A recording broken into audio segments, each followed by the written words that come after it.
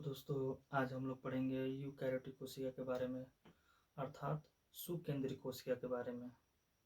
पिछले वीडियो में हम लोगों ने प्रोकैरियोटिक सेल के बारे में, अर्थात पूर्व केंद्रीय कोशिका के बारे में हम लोग उसकी संरचना और उनके कार्यों के बारे में पढ़ा था, जिसके अंतर्गत हम जीवाणु अर्थात बैक्टीरिया को पढ़े थे। ठीक है, आज हम लोग पढ़ेंगे यूकैरियोटिक सेल।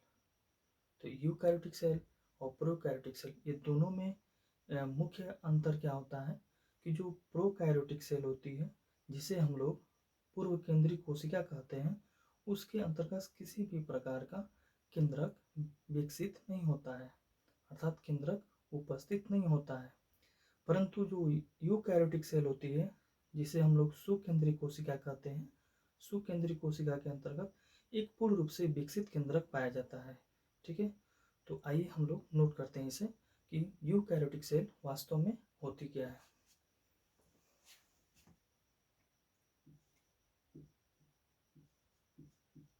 यूकैरियोटिक सेल, इसे हम लोग सुकेंद्रीय कोशिका भी कहते हैं,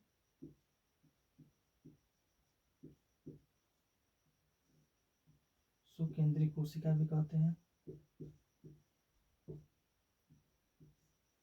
ठीक है, इसका कुछ सामान्य लक्षण होता है जो प्रोकैरियोटिक से अलग रखता है इसे।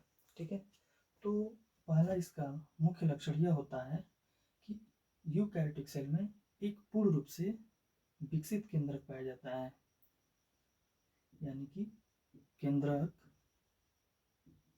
उपस्थित होता है।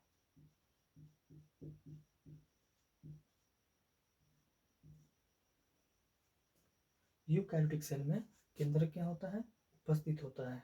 ठीक है, नेक्स्ट जो है, इसमें यूकैरियोटिक सेल में सभी प्रकार के कोशिकांग उपस्थित होते हैं, सभी प्रकार के कोशिकांग अर्थात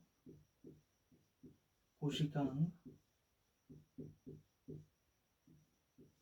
उपस्थित होते हैं, जैसे माइटोकॉन्ड्रिया,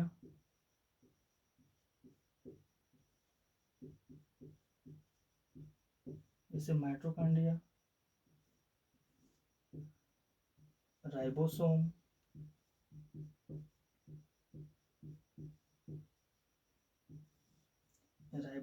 इसमें 80s प्रकार का राइबोसोम पाया जाता है।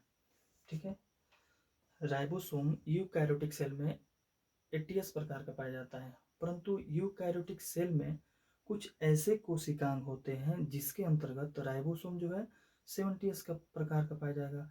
जैसे हरित लवक होता है, जिसे हम लोग क्लोरोप्लास्ट कहते हैं। तो हरित लवक के स्ट्रोमा में जो राइबोसोम होता है वो 70s प्रकार का होता है। और माइटोकॉन्ड्रिया ही एक प्रकार का कोशिकांग है, जो यूकैरियोटिक सेल का एक प्रकार का कोशिकांग होता है। और माइटोकॉन्ड्रिया का मैट्रिक्स में 70s प्रकार का राइबोसोम पाया जाता है। ठीक है, बाकी अनदर जितनी भी यूकैरियोटिक सेल्स होंगी, उन सभी यूकैरियोटिक सेल्स में 80s प्रकार के राइबोसोम पाए जाते हैं। ठीक है, अगला कोशिकांग होगा जैसे अंतःद्रव्य जालिका, जिसे हम लोग ER बोलते हैं, एंडोप्लाज्मिक रेटिकुलम। ठीक है, फिर इसमें हो सकता है लाइसोसोम,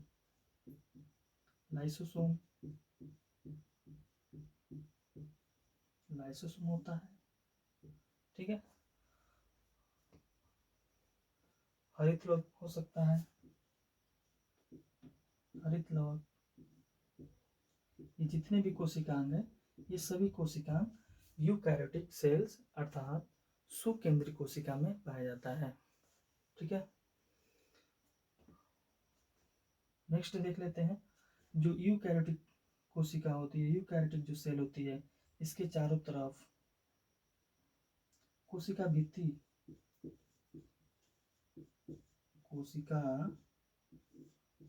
भी अर्थात सेल वॉल भी पाई जाती है, कोशिका भित्ति भी पाई जाती है। किसके साथ साथ? सेल मेम्ब्रेन के साथ साथ यूकैरियोटिक सेल में कोशिका भित्ति भी पाई जाती है।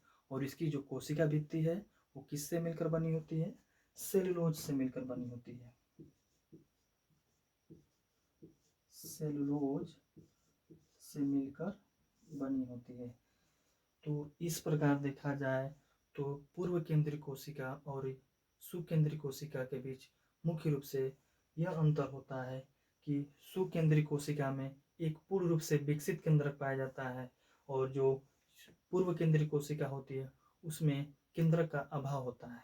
ठीक है, अब आइए हम देखते हैं कि ये सुकेंद्रीय कोशिका कितनी प्रकार की होती है। ठीक है,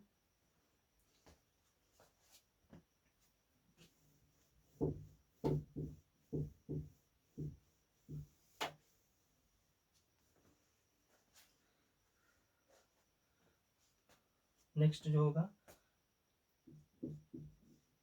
टाइप्स ऑफ यूकैरियोटिक सेल। ठीक है, यानी कि सुकेंद्रीय कोशिका का प्रकार।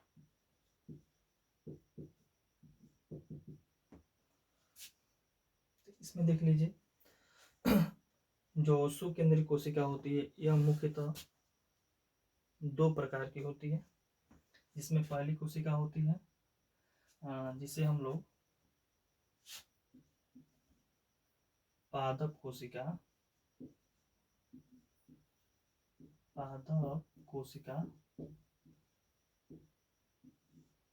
कहते हैं, और जो दूसरी कोशिका होती है उसे हम लोग जंतु कोशिका कहते हैं, जंतु कोशिका।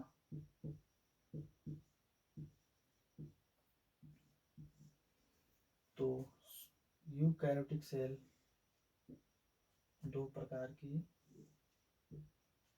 जिसमें एक पादप कोशिका और दूसरी जंतु कोशिका। पादप कोशिका को हम प्लांट सेल भी कहते हैं, प्लांट सेल, और जो जंतु कोशिका होती है इसे एनिमल सेल कहते हैं, एनिमल सेल। ठीक है, तो सुकेंद्रीय कोशिका यानी कि यूकैरियोटिक सेल जो होती है दो प्रकार की होती है, इसमें पहली कोशिका पादप कोशिका, दूसरी कोशिका जंतु कोशिका होती है। तो आइए इनके बीच में थोड़ा सा अंतर जान लेते हैं कि पादप कोशिका और जंतु कोशिका के बीच में क्या अंतर होता है।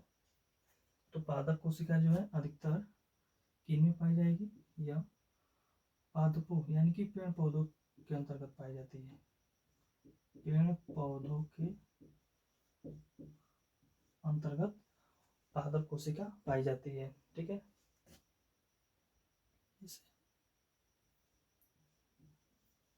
जैसे जितने भी प्लांट्स होते हैं ना, सभी प्रकार के प्लांट्स में ये जो प्लांट सेल होती है पाई जाती है, चाहे वो प्लांट कितना भी छोटा क्यों ना हो, चाहे कितना भी विशाल क्यों ना हो, सभी प्रकार के प्लांट्स में पादप कोशिका पाई जाती है। ठीक है, दूसरी सेल्स जो है जंतु कोशिका, यह केवल आपको जंतुओं में मिलेगी, यानी कि जंतुओं के शरीर में पाई जाती है, जंतुओं के शरीर में उपस्थित होती है, पाई जाती है। जैसे मानव हो सकता है,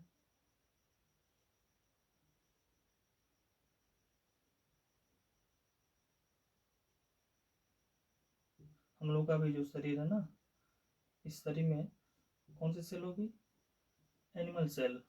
ठीक है, सपोज दैट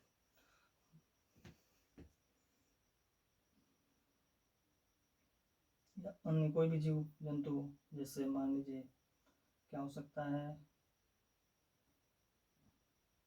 ये मानव हो गया, और हम लोग गाय ले सकते हैं, भैंस, बकरी,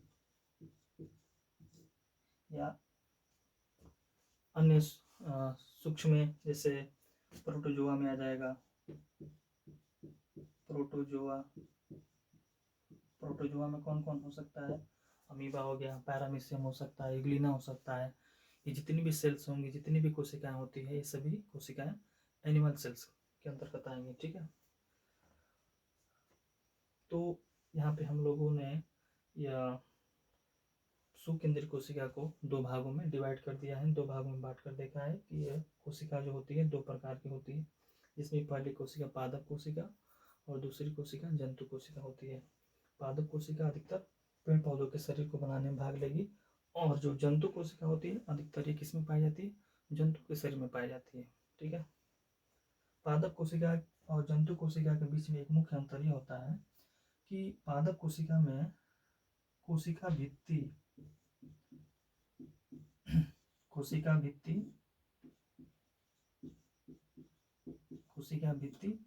उपस्थित होती है। ठीक है। लेकिन जंतु कोशिका में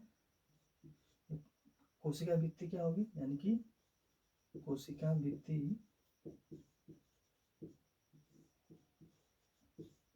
अनुपस्थित, ठीक है, अनुपस्थित होती है। यह जंतु और पादप यानी कि प्लांट सेल और एनिमल सेल के बीच का मुख्य अंतर होता है कि पादप कोशिका में कोशिका भित्ति अर्थात सेल वॉल पाई जाती है और जंतु कोशिका में सेल वॉल अब्सेंट होती है। ये मुख्य अंतर होता है। जैसे हम लोगों ने प्रोकैरियोटिक में बैक्टीरिया के बारे में पढ़ा था, तो बैक्टीरिया के हम लोग देखेंगे बैक्टीरिया के चारों तरफ जो उसकी मिडिल लेयर होती है वो सेल वॉल होती है, जिसे हम लोग कोशिका भित्ति कहते हैं। तो बैक्टीरिया में सेल वॉल पाया जा रहा है, तो यहाँ पे एक प्रश्न यह है कि बैक्टीरिया को हम लोग किस वर्ग में रखेंगे, पादप जगत में कि जंतु जगत में। तो बैक्टीरिया को पादप जगत के अंतर्गत रखा गया है। ठीक है, प्लांट किंगडम में रखा गया है, क्योंकि बैक्टीरिया के चारों तरफ सेल वॉल उपस्थित होती है। और बैक्टीरिया का जो सेल वॉल होता है ना, उसको बनाने में कौन से पदार्थ भाग लेते हैं, तो बैक्टीरिया की सेल वॉल को बनाने में मिकोपेप्टाइडोग्लाइकॉन नामक पदार्थ भाग लेता है।